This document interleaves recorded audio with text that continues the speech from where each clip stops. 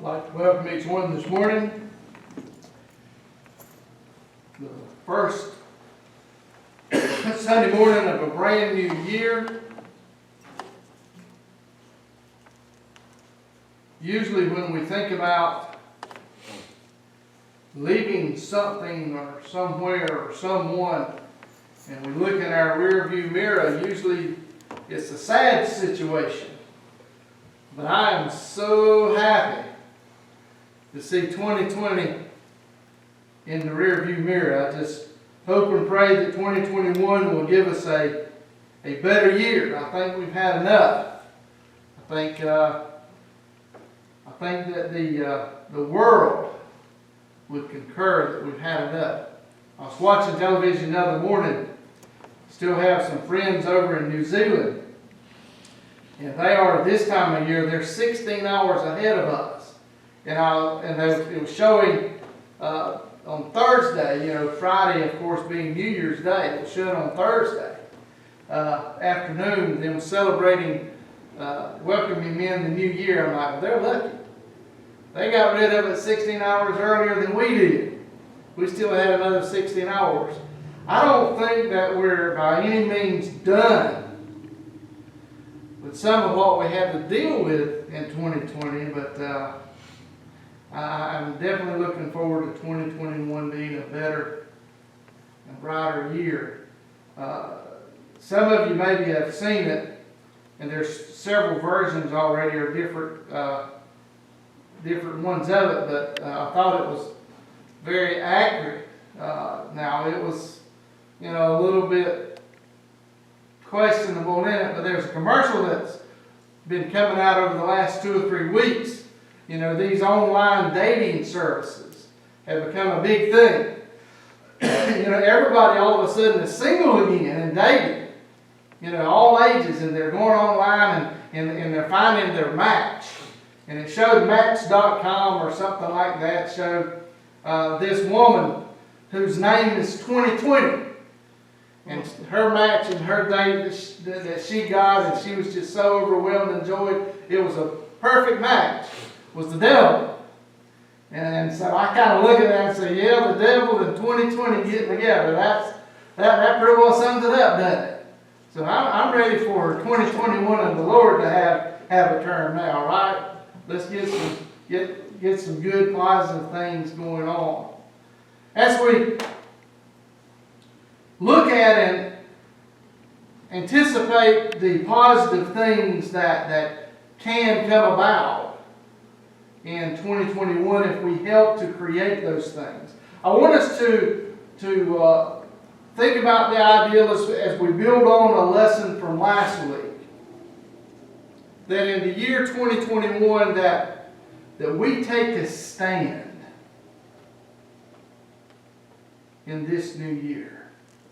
That we take a stand in this new year. Turn with me, if you would, to the book of 2 Samuel. 2 Samuel chapter 23. This is a very well-known lesson, a well-known passage. It is a topic and an ideal that happened that's been used in many sermons over the years by many different preachers. God's people have always been called on to take a stand. Now, let me just set the lesson up here for just a second. The nation of Israel had, as often they had been before, in battle with the Philistines. In fact, as you get into the next chapter, David, without the authority of God, in fact, things happen because of that. Read it, it's a wonderful lesson. But David takes a census. And between the nation of Israel and the nation of Judah, the divided kingdom at this moment, the northern and the southern tribes, there is well over 1 million soldiers only counted. Now, I don't know how many men, other than the soldiers and women and children, that there were, but 1.3 or 4 million soldiers. Now, of them, David reigning as king at this time in this portion of the lesson has selected for himself 30 mighty men, 30 valiant men. In fact, by the end of this chapter, it talks about some that were included with them, but not necessarily numbered with the 30. So the number could have easily been 37 in number. And that sounds like a good number of valiant men, of great warriors, of renowned men that could go out. And if you look at the examples, some of them would go out and fight by themselves against the Philistines and would destroy 300, 700, 1,000 of them in a day. In fact, one of the stories said that the man, his arm got so weary that God literally, now I'm going to use the word not used there, he superglued his hand to his sword. And it was God yielding the sword to help to destroy the enemy. So what is it that the lesson is teaching us? The lesson is teaching us that when God works with us and when God fights with us and for us, that we can do incredible things.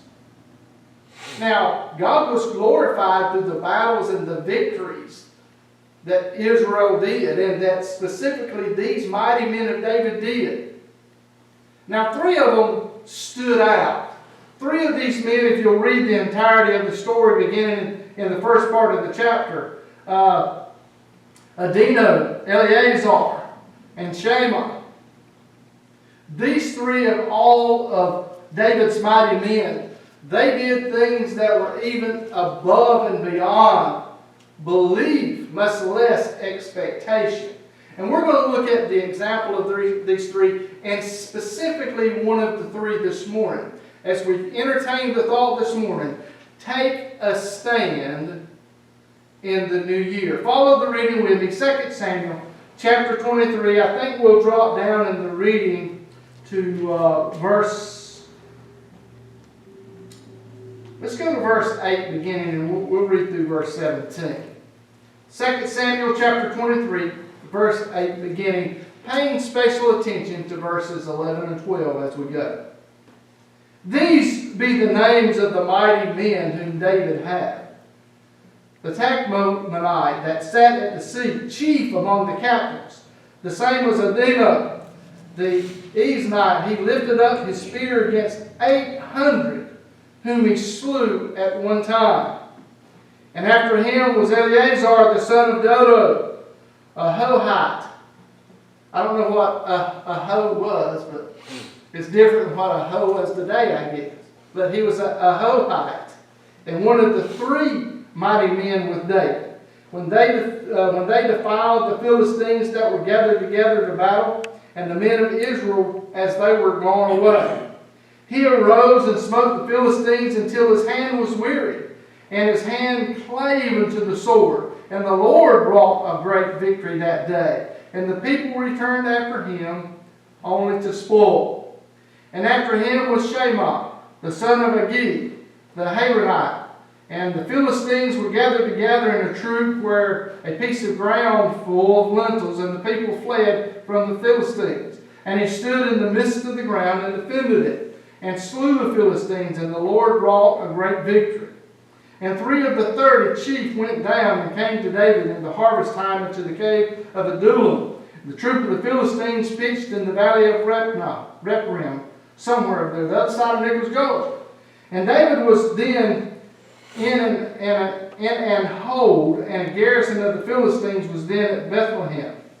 And David longed and said, "Oh, that one would give me the drink of the water of the well of Bethlehem, which is by the gate." And the 3 mighty men brake through the host of the Philistines, and drew water out of the well in Bethlehem that was by the gate, and took it and brought it to David. Nevertheless, he would not drink thereof, but poured it out unto the Lord. And he said, "Be it far from me, O Lord, that I should do this.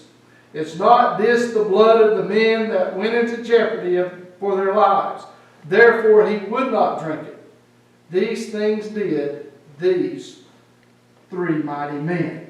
Now the story continues and goes on. In fact, the names of others and some of the names of them and their fathers you would definitely recognize, because their names have been names that are names that we still see and remember stories about some thousands of years later today, that were part of these valiant and mighty men of David that fought. Now I want to share only 2 points from this lesson with you this morning. 2 points that will help us to conclude a 3rd point in our lives if we do as one of these 3 valiant, mighty men of David did. I want us to focus again particularly on verses 11 and verse 12, setting up the ideal there. David is in hiding. He is in seclusion. He's in a cave. He's hiding for his life. The Philistines have overtaken Bethlehem. They have began to rule and to ravage throughout the land of the Israelites. And here we see a small Israelite village. And just outside the village, the people that remain are there out in a field picking beans or lentils, as the King James Version says. The other men are soldiers that are out in the battle. Well, a group of the Philistine soldiers had band together, and they come down now to this field where the Israelites are picking their beans for the purpose of destroying the beans, taking what they want and need, and if need be, destroying the people. And when the people realized that they were coming, they began to shout that the Philistines were there, and all of them to a person ran back into the city for protection. Comma, pause, except for one. And that was the man, one of the 3 out of the 30, by the name of Shammah. Shammah was a man that 2 things were said of him. And we don't know anything else about him. We know of his father, who he was from this writing here. That's all that we know about his lineage. All we know is that he was one of the ones that David looked upon the nation of millions and selected 30. Of those 30, only 3 were considered above the rest. They were the elite. And this was one of them. That's all we need to know about him. Because the 2 things that are said here in verses 11 and 12 about this man speak volumes and lessons for us to learn today. The first thing it said, when everybody else fled, Shammah stood. He stood his ground. No doubt had family members there. They fled and went back to town. No doubt had neighbors there. They fled and went back to town. Perhaps even had long life friends there. They fled and they went back to town. But Shammah alone stood in the field. Now I'm telling you, there's going to be times in our life that it may become necessary that we're the only ones that stand our ground. Family may flee. Friends may leave. Neighbors may turn their backs. But there may come a time in our life that we have to take a stand. Are we willing to do that? You know, we've gone through, without doubt, a year where a lot have given up. Where a lot have turned their backs on God. Where a lot have decided this is just too big of a fight for me. Where so many have said, you know, I'm going to take a step or 2 back. I'm not going to try to confront this head on because I'm not able to endure. I would have you to understand this morning, brethren, that we need some men. We need some men in the church that are men of faith. We need some men today that look in the eyes of danger and even death and say, I'm not going to budge. I'm not going to falter. I'm not going to leave. I'm not going to turn around. I'm not going to run. I'm going to take a stand. What kind of man are you? What do you stand for this morning? There's an old saying that bears record here. If we don't stand for something, you can finish it, can't you? We'll probably fall for anything, right? We need some men of faith today. That even in the troubled times that we live, even in the times of struggle for the church, that will take a stand and say, I'm not going anywhere. In the book of Ephesians, chapter 6, verse 4 says, And ye fathers, provoke not your children to wrath, but bring them up in the nurture and the admonition of the Lord. David understood that he needed strong men. Paul says here to the church at Ephesus, we need some strong men. We need some men that are really men. We need some fathers that are real men. We need some fathers that will stand up even though it's not popular and be fathers to their children. There's a song that's going around now, and I think that the guy that wrote it probably, he should get some kind of, he's getting his blessings, he's getting his rewards from it, because so many other lives have been touched from it. But the gist of the song is this, that he has adopted a little girl. And the song says, she's not blood of my blood, but she's my little girl. You know, we need some men to stand up and be men. We have so many men in the world today that are fathers.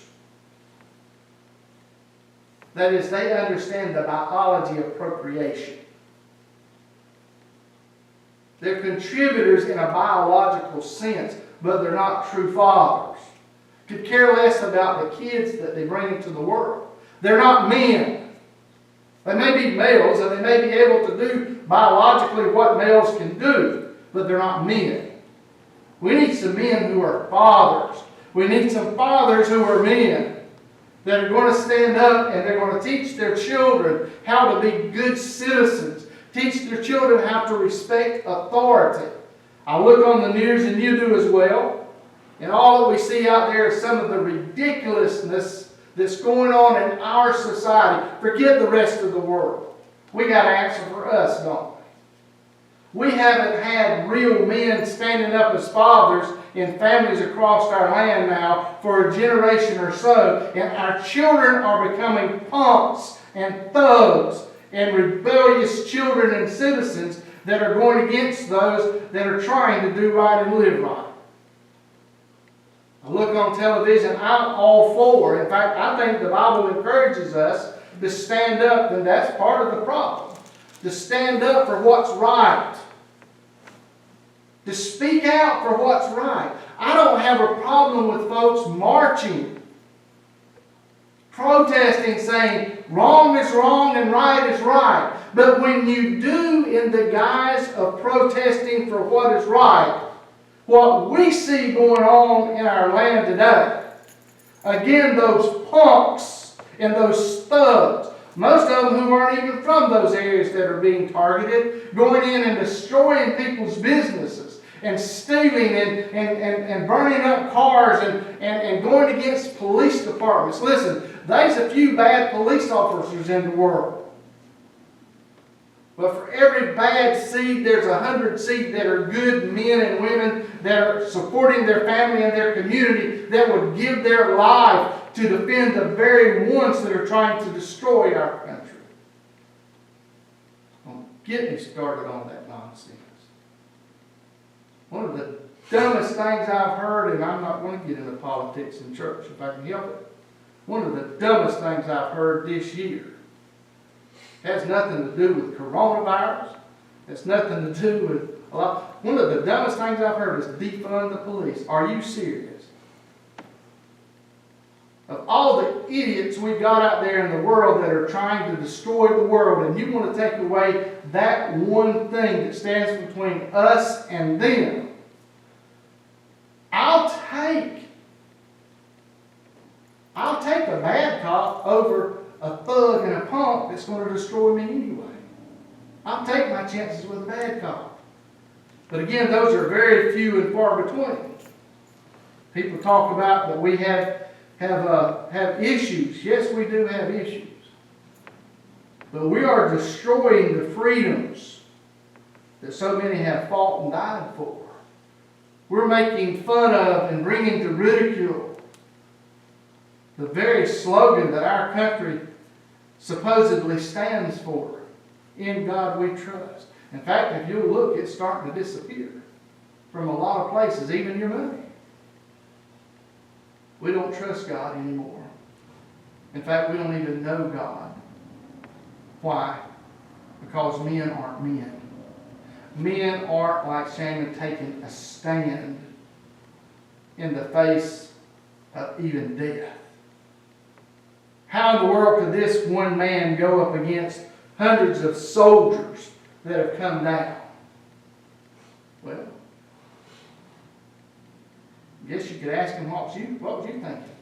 I think what he was thinking was, yeah, that sounds about right. Bring it on.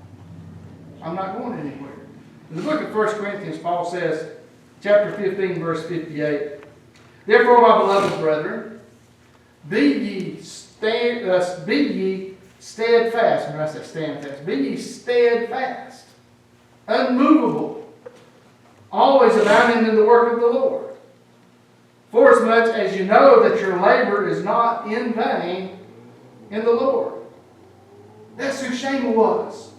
Someone who was steadfast. Someone who, in spite of and in the face of nature, said, I'm not going anywhere. This is mine and you're not going to come and take it.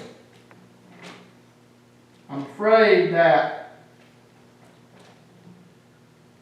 we have fooled ourselves in our country for so many years. We've worried so much about, the powers from without coming and taking over and destroying us that we have forgotten all about the story of the Trojan horse. We're going to destroy ourselves. The strongest, most mighty country in the world. We're going to destroy ourselves from within. Why? Because men aren't men. And they're not taking a stand. Joshua, as he addresses the nation of Israel, he's helping them to understand that, you've doubted God long enough. You have been wishy-washy long enough. You yourselves have went and hid long enough. In fact, if you get on into chapter 24, we're going to look at a verse in chapter 23. If you get on into chapter 24, it's that very famous verse that he said there as he's standing before Israel, even in their defiance of him. And he says, as for me and my family, we're going to serve the Lord. He's just told them, verse 15 of that text, that you need to take a stand. And choose you this day whom ye will serve. Now, let's back up to chapter 23 of the book of Joshua. Joshua says in verse 10, he says, one man of you shall, listen to this word, chase. In order to chase somebody got to be running, right? One man of you shall chase 1,000 for the Lord your God. For he it is that fighteth for you, as he hath promised you. Do we believe that? Do we believe that that same God that Joshua said would be with his people? Now, if you'll read on the next few verses, Joshua also says, now, God's not going to be with you. He's not going to continue to provide for you. He's not going to continue to protect you if you go off marrying those folks, those women from other countries, worshiping those idols from other countries, and forgetting about who your God is. If you don't remember God, God's not going to be mindful of you. We wonder why we're having some of the problems that we're having in our country today. Because men aren't men. They're not standing up. They're not taking a stand. They have forgotten who God is. They're worried about all of the other things of life. They're not worried about God. God has always fought with and for his people. Joshua said, one of you can chase 1,000 of them. There was a cartoon one time I remember with this little tiny small animal, I don't remember now, we'll say it was a small puppy, was up against several dogs that were coming after him and growling. They were ready to tear him apart. Then all of a sudden they stopped in their tracks. And they looked at one another in despair and they turned around yapping as they ran off. And the little dog, he kind of bowed up a little bit like, that's right, I can handle it. What he didn't know is right behind him was his big bad daddy. Bigger than life. Big, huge bulldog, couldn't hardly contain himself. He was so big and bad. And that's what they saw. But in the mind of this little pup, he was fearless. Look, by ourselves, we can't do much. By himself, Shema in that fight would have been utterly destroyed. But he had God on his side. Big bulldog had his back. And he was able to do things that were extraordinary because he was willing to take a stand. How many of us today, if we were willing to take a stand, what if Christians today, who are outnumbered in the fight, were willing just to take a stand? How would God be able to use us for greater things? And then the second thing that's said about Shema is, not only did he stand, but he fought.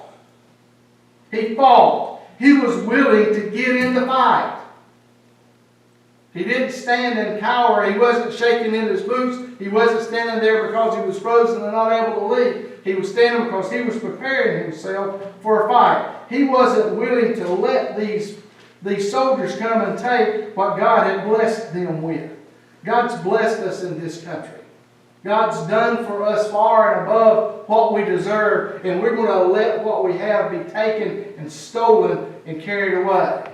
We need to stand up and we need to fight.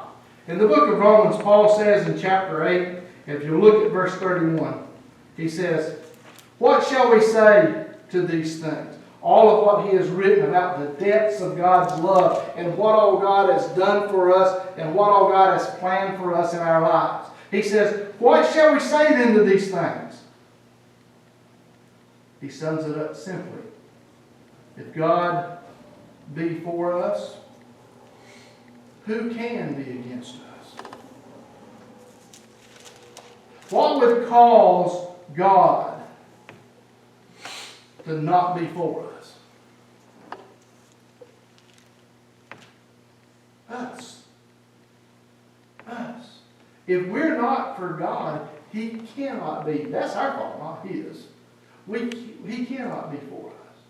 Christ said you're either for me or you're against me. Right? A lot of folks think that they're in a battle, but they're neutral. They're on the sidelines. They're not fighting. Yes, you're either fighting with God or you're fighting against God. Can you imagine, we've had a lot of the college football playoff games, the championship games, bowl games over this weekend. There's been some upsets. Can you imagine a college football game going out there? You got Alabama against next week against Ohio. The Buckeyes and the Roll Tide. I ain't going to get into the politics of college football because I'm a Georgia Bulldog fan. But let's just say they're the best teams right now. Can you imagine if Ohio lined up and Fields handed the ball off to his running back who's going to be an all-star, and that running back turned around and ran the other way with the ball? Time after, can you imagine that? He says, I'm not in the fight. I ain't going head on. I'm not going to try to bust through that line. I'm not going to go that way. It's easier to go this way. There ain't no traffic back there. I'm going to get on the road and head the other direction. That's what a lot of folks are doing. Not only are they not taking a stand, but they're not willing to fight. You can't advance the cause of Christ if you're not willing to go against the adversaries that stand before you. It's just not going to happen. Paul says here to the church at Rome, he says, if God's for us, who can be against us? Why do we try to minimize the power and the authority of our Heavenly Father? Why do we try to rob Christ of His strength and power that God has given Him? Notice what Christ said in Matthew chapter 28. Turn there with me. Matthew chapter 28. Just before He gives in Matthew's account the Great Commission to go into all the world and preach the gospel to every creature. He says in chapter 28, the first part of this, he says, verse 18, and then Jesus came and spake unto them, His disciples, saying, all power is given unto me in heaven and in earth. If God has given Christ all power and authority, Why would we rob him of that? Why would we dare take the ball and run the other way? Do we want to be on Satan's team? 2020 might have hooked up with the devil on Match.com. But there's a lot of men that have hooked up with the devil because they're not fighting with God. Christ said, if you're not for me, then you're against me. How many of us are willing to take a stand and fight the good fight? I would dare say that the entirety of this story, of these mighty men, some translations, and rightly so, says valiant men, that these mighty men of David were so mighty, not because they had won battles, not because God was on their side, but they were mighty because their faith was mighty. Their faith was big. Their faith was not touchable. They knew that if God be with us, then who can be against us? They had seen God work in great and wonderful ways. They knew that whenever God was fighting with them or for them, that the outcome was going to be a victory. And we have to think and wonder about our faith. Now, I said in the beginning that there's 2 points I want to share, and that's the 2 points. Shaman stood and he fought. But the end result, because of what he did, was this. And the end result with us today will be the same. If we stand, if we fight like Shaman, we too will win. In the book of 1 John chapter 5, look there with me, one last verse and we'll close. 1 John chapter 5, verse 4. For whatsoever is born of God overcometh the world. And this is the victory that overcometh the world, even our faith. We sing the song, don't we? Faith is the victory that overcomes the world. How strong is your faith? If you're going to take a stand in the new year, then you need to ask and answer the question, because only you can. How strong is your faith? First, are you willing to take a stand? And secondly, if need be, and it will, are you willing to fight when the fight comes to you? Because the world, Satan is not going to give us anything, not going to give us any ground. We're going to have to fight for it. It's a struggle. But the prize is worth it. I saw a young boy yesterday, I can't even remember now which team it was he was playing for. He wasn't big as nothing. Little old tiny thing, barely over 5 foot, could have been 140, 50 pounds with its pads on. The other team had some 320 pound guys standing up there like brick walls. And this little old tiny, small, short young man, he had a heart bigger than theirs. And they stopped him on about the 5-yard line. 4th and goal, game on the line. And he kept pushing and struggling, and his legs wouldn't stop moving. And he pushed through and he got a touchdown. Because it's about the size of the fight in the dog sometime, isn't it? Than it is about the size of the dog in the fight. And they won. You see, greater is he that's in us than he that's in the world. This mighty man of David knew it, Shaman knew it. He stood, he fought, and because of that he won. And the Bible says, and great was the victory. And John says here as he writes, he says that our victory comes through our faith, and we will overcome the world if our faith is strong enough. Will you take a stand this year? Will you be man enough, woman enough to take a stand this year? Will you fight the good fight of faith. We've had a lot of challenges that we've been able to either overcome or endure in 2020. I think those challenges help to make us stronger. And I think that we're strong enough now because we have fought the good fight and have endured. Now it's time for a victory. This has been an opportunity that God's given us. Steel on steel, as we talked about earlier, getting us sharp and ready to fight those evil forces that are against us in the world. Are you going to run? Are you going to flee? Are you going to stand your ground? Are you going to fight? Is God with you? If so, who can be against you? If your subject this morning, 692 has been selected. So stand and we'll sing.